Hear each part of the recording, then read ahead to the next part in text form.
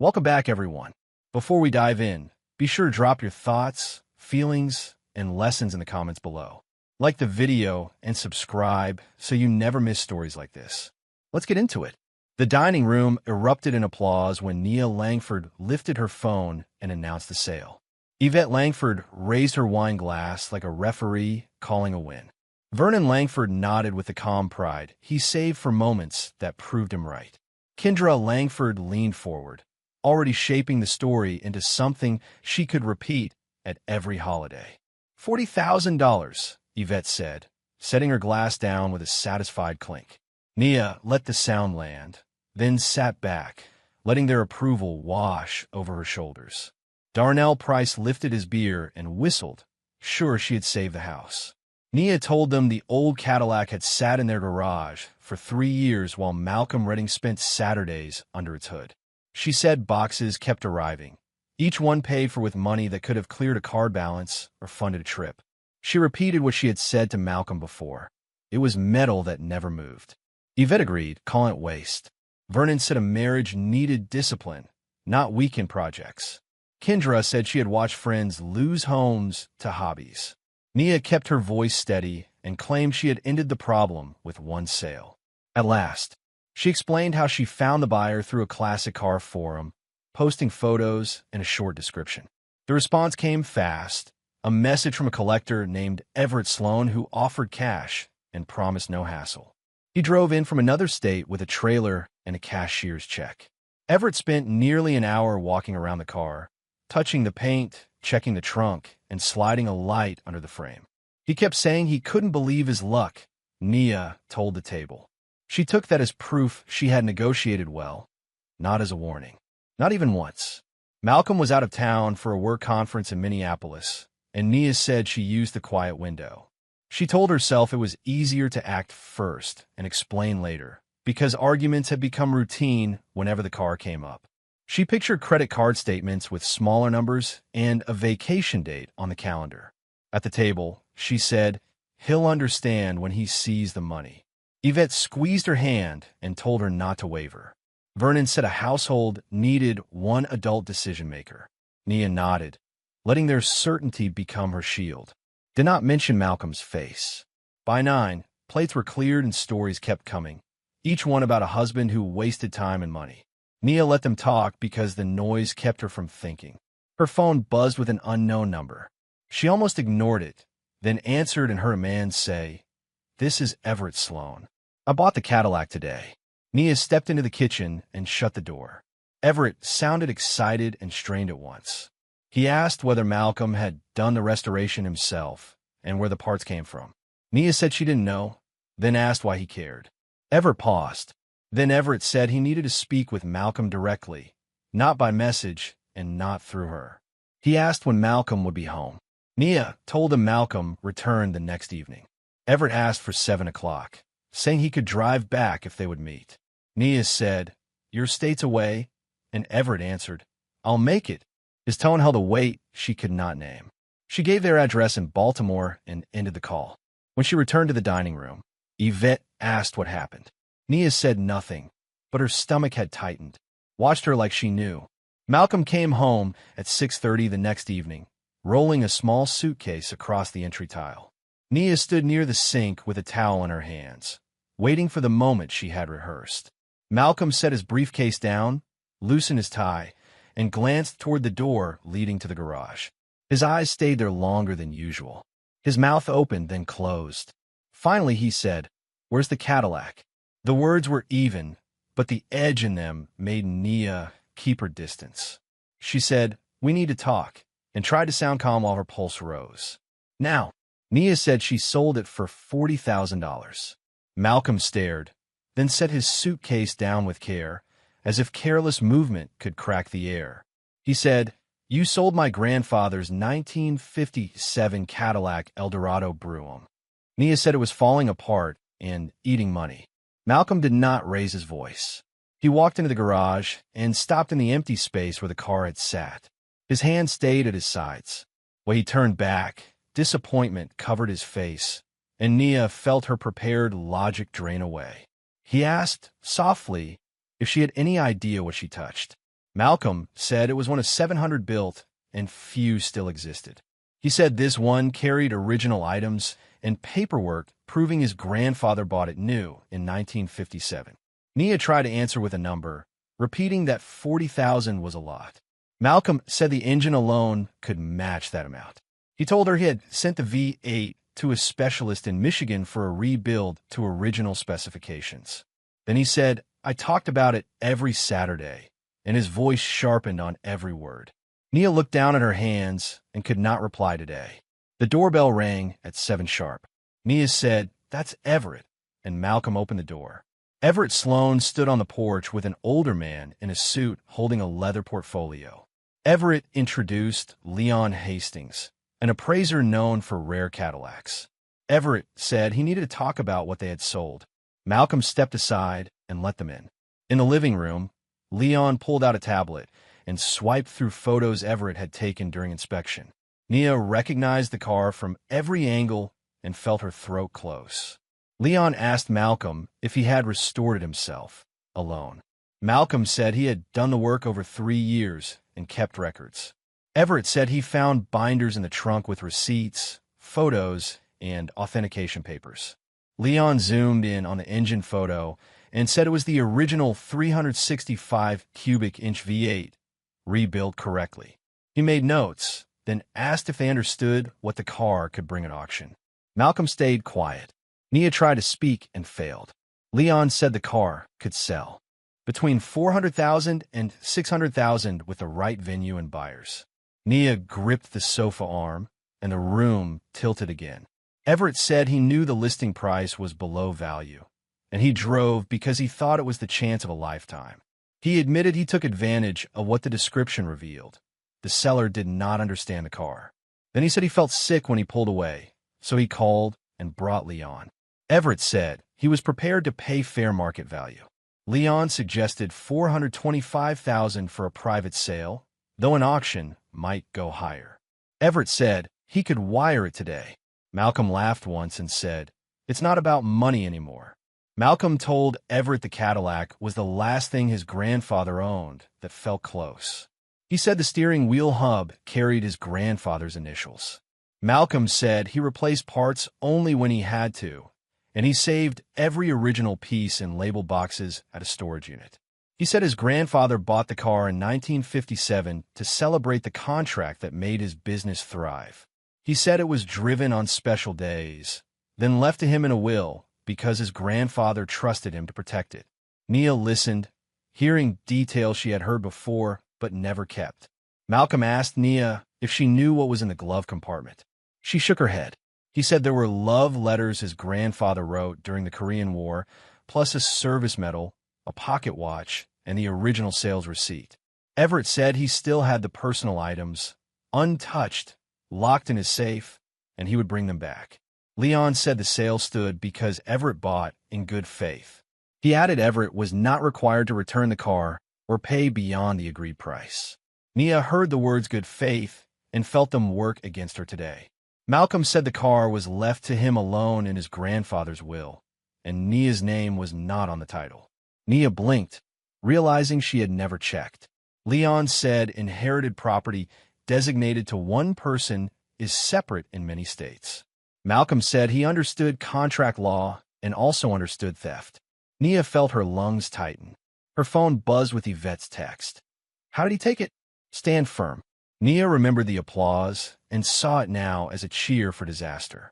She put the phone down, and the living room felt smaller with each breath she took after that. The next morning, Everett returned with 2 briefcases. One case held the personal items, letters and folders, the medal, the pocket watch ticking, and the yellowed sales receipt. Malcolm handled each piece with shaking hands, eyes red from no sleep. The second case held wire transfer paperwork for $425,000. Nia watched Malcolm sign and felt no relief, only weight. Everett said he was paying because it was right, but he was keeping the car. He promised to preserve the restoration and send yearly photos proving care. Malcolm nodded once, and his voice came out hollow. After Everett left, Malcolm sat at the kitchen table with the letters and the medal laid out. He tied the ribbon and held the bundle to his chest. Nia said she was sorry and she did not know. Malcolm said that was the problem. She did not know because she never cared enough to learn. Nia said they could use the money wisely. Malcolm said, do not turn this into a tribute now. He said she sold the car to impress her family, and he said she never defended him when they mocked his work. His eyes stayed dry hard. Malcolm gathered the documents and said he would sleep in the guest room. Nia asked what that meant. Malcolm said he needed time to decide what came next, including whether he could stay married to someone who sold his inheritance. Nia asked if he would press charges. Malcolm said he did not know. Her phone buzzed with Yvette asking how they would invest the money. Nia typed, the car was worth much more. I ruined everything. Do not call, and sent it. Minutes later, calls flooded her screen. She powered the phone off. In the bedroom, she heard a suitcase unzip. 3 days later, Nia sat in Kendra's living room facing her family. Yvette said Malcolm tricked her by hiding the value, and Vernon said he should have explained better. Nia said he explained often, and she ignored him. She mentioned the video of his grandfather speaking about the car and admitted she had been on her phone. Kendra said no one could track every detail. Nia said it was not detail, it was legacy. She said 3 lawyers told her the title was his alone and she could face divorce with nothing or even theft charges. The room went quiet. Nia said Everett posted the restoration on a classic Cadillac forum, and collectors began calling Malcolm. Some asked for quotes, some asked if he would consult for museums. Yvette said at least Malcolm could profit from a mistake. Nia said he did not restore the car for profit, and the calls were recognition of dedication. Vernon asked what she would do now. Nia said she was going to try to repair her marriage, even if she failed. She grabbed her purse and said she was done letting them blame Malcolm for what she chose. Darnell avoided her eyes all evening. Nia found Malcolm at the storage unit where he kept the original parts. He sat on the floor between boxes labeled by date and component. He held a chrome front bumper under fluorescent light. Malcolm said the bumper had pitting that did not threaten strength, but he wanted the restored car perfect, so he replated it and used a reproduction on the car. He said he kept this piece because his grandfather's hands touched it. Nia sat a few feet away and apologized. Malcolm nodded once, without warmth, and kept staring. She asked to sit and listen quietly if allowed. Malcolm said the new calls did not change why he restored the car. He said he did it to stay close to his grandfather, and now the car was gone. Nia begged him not to give up on them. She promised to pay attention and learn what he values. Malcolm stayed quiet, then said he'd been thinking about his grandfather. He said the car was never the point, but you protect what you love and you do not ignore it. He pulled a small photo album from a box and said they could start with the pictures. With coffee. They left the storage unit separately and met at a coffee shop in Baltimore where they once had their first date. Nia carried the album. Malcolm opened it to the first page and waited. Nia saw the Cadillac as it had been, faded but intact, and said, "Tell me everything." Malcolm began with the day his grandfather handed him the keys and said why he felt trusted. Nia kept her phone face down. When it buzzed, she silenced it without looking. Malcolm noticed, and his shoulders lowered. He said he was not ready to come home, but he would talk. Over 3 hours, Nia listened as Malcolm named each step of the restoration and what it meant. He stated facts and memories, and she stayed present. When they closed the album, Nia asked what happened now. Malcolm said they would see if understanding could become healing, and if attention could become partnership. Nia said the car was gone. Malcolm said they could still build something that could not be sold, if they chose it daily. They walked to their cars and drove home separately, Nia following his taillights through traffic. She knew her family would argue, and she would refuse. The next day, Malcolm texted from a hotel near the Inner Harbor and said he needed space. He said he would come by for clothes and mail, but he would not argue. Nia replied that she understood. She muted her family's group chat and left her phone on the counter while she cleaned in silence. When Malcolm arrived, he walked past her to the closet, packed, and carried a bag to the door. Nia asked if he would meet for coffee. Malcolm said yes, but only if she came to listen, not to negotiate. Nia agreed and let him leave. At their next coffee meeting, Malcolm laid out 3 rules. He said the sale money would stay in an account under his name for now. He said Nia's family would not be welcome around him, and he would not sit through jokes.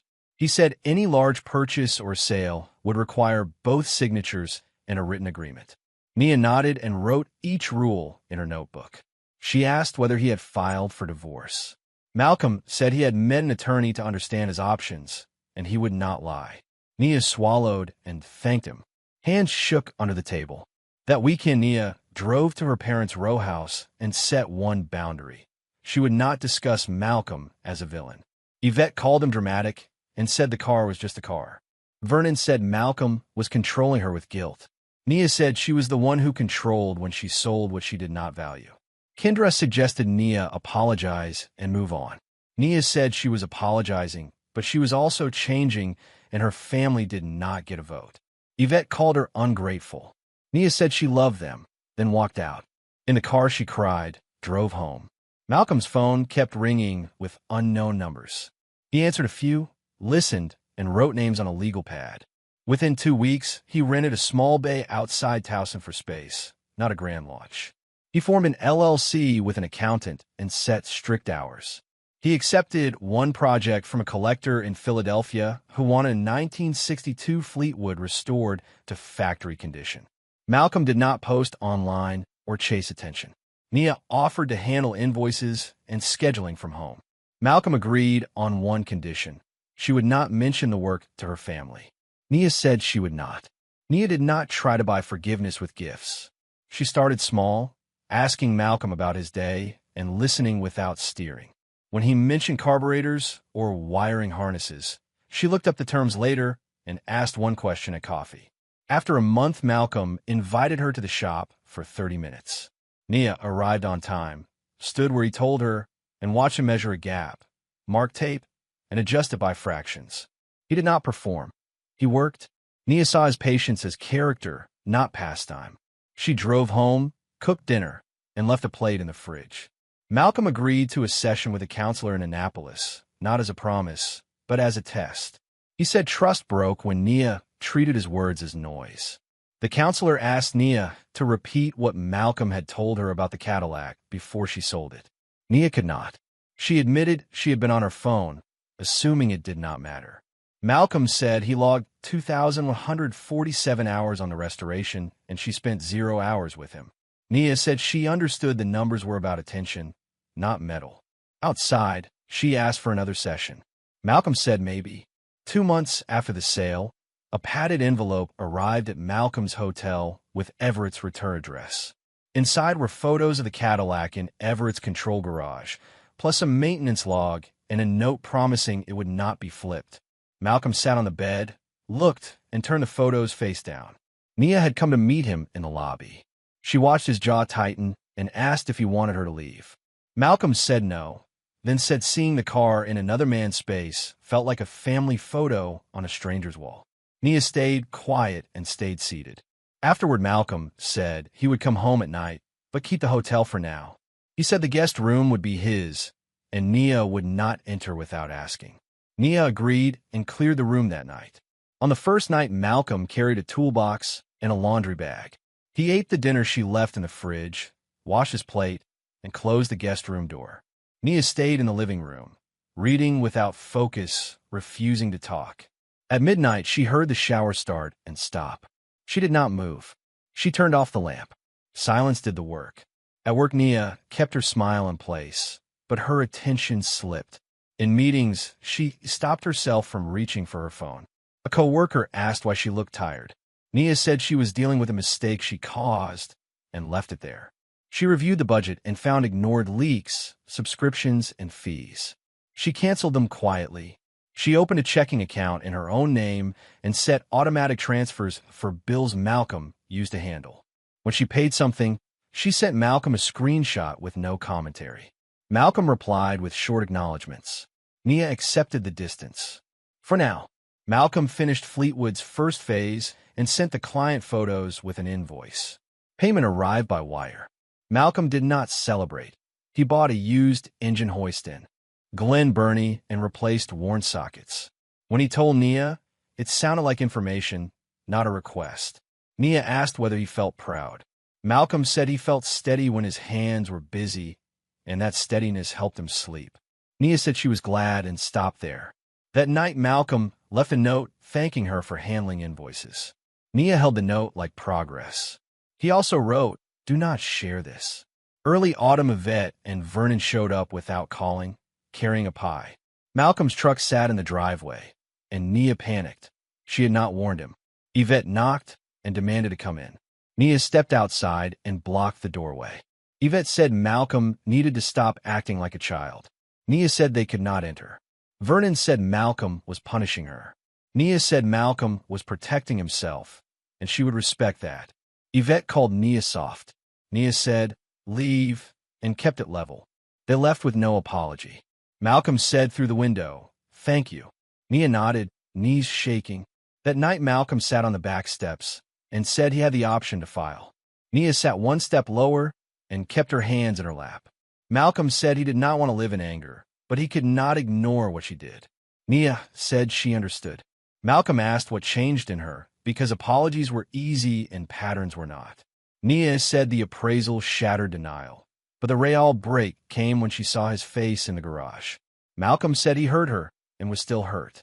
They stayed there until the porch light clicked off. A week later, Malcolm got a call from a museum curator in Washington, D.C., asking him to speak about his work. Malcolm declined, saying he did not want public attention.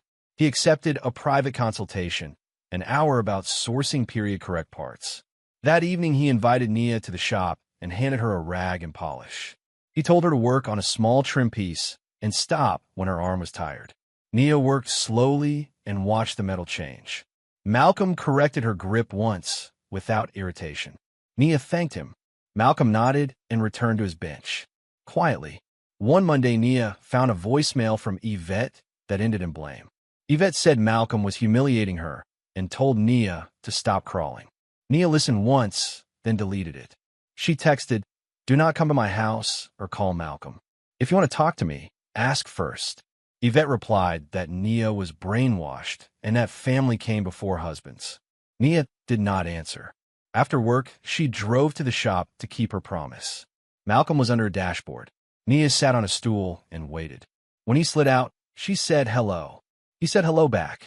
In November, Malcolm asked Nia to meet at a law office in Hunt Valley. He said he wanted an agreement to protect inherited property and set rules. The attorney explained the Cadillac had been separate property and the sale created exposure. Malcolm said he was not there to shame her, only to set guardrails. The document required joint consent for asset sales, listed inherited items as separate, and kept shop income under Malcolm's control. Nia read every line and signed. Malcolm signed and said, "This is what it takes for me to breathe." Nia said, "Then we do it today." As Thanksgiving approached, Nia's family sent invitations as if nothing had happened. Nia showed the messages to Malcolm. Malcolm said he would not go, and he would not sit where his grief was treated like drama. Nia said she would not go either. They stayed home, cooked, and ate at the kitchen table. Malcolm shared a memory about his grandfather carving turkey with a pocket knife that was never sharp enough. Nia asked what the knife looked like and listened.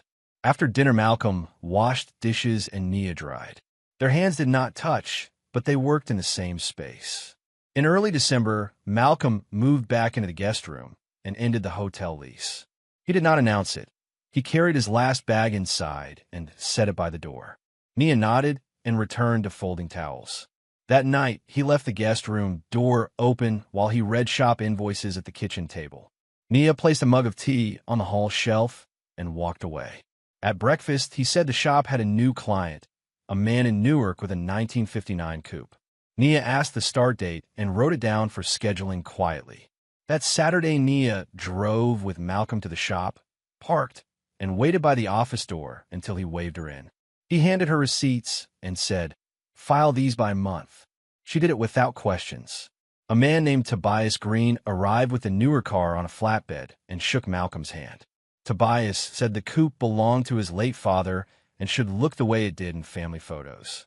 Malcolm asked for the history file and the title copy.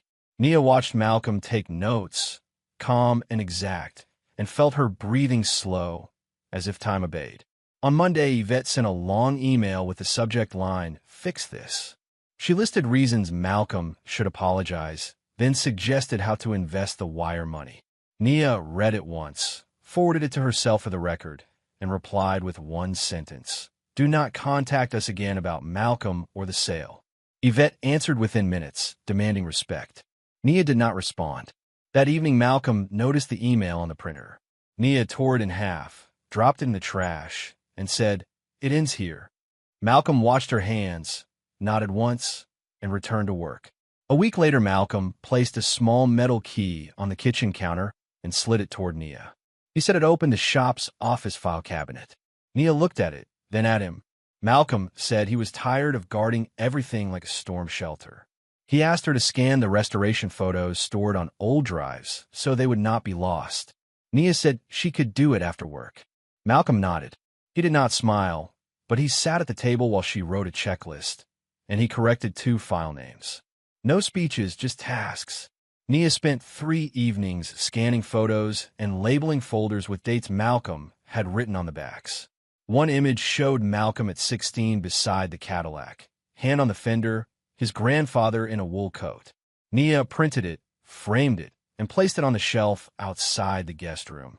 At dawn, Malcolm paused, stared, and said, "That was the day after the funeral." Nia nodded. Malcolm added, "He told me the leather still held his aftershave." Nia said, "I believe you." They drank coffee in silence, then worked. Malcolm looked away, then said, "Thank you," and kept going. In January, they returned to counseling in Annapolis. Malcolm said he wanted a plan, not hope. The counselor asked for one action that could be verified. Malcolm said he would share his schedule and eat dinner at the table 2 nights weekly. Nia said she would handle shop paperwork on Tuesdays and Fridays and ask one question, then listen. Malcolm agreed. The counselor wrote the commitments and asked what happens if one breaks. Malcolm said the plan pauses and they meet. Nia said she accepts that. Outside, Malcolm handed her a calendar printout. She folded it, said, "I will follow." On the first Tuesday, Malcolm arrived home at 7, washed his hands, and sat at the kitchen table without the usual distance. Nia set 2 plates down and kept her voice level. Malcolm ate, then asked for the mail. Nia handed it over and watched him open a letter from the attorney's office. He read it, placed it face down, and said, "No filing this week." Nia did not thank him. She said, "Noted," the way she might in a meeting. Malcolm nodded once and asked for the invoice list. Nia slid it over for his review.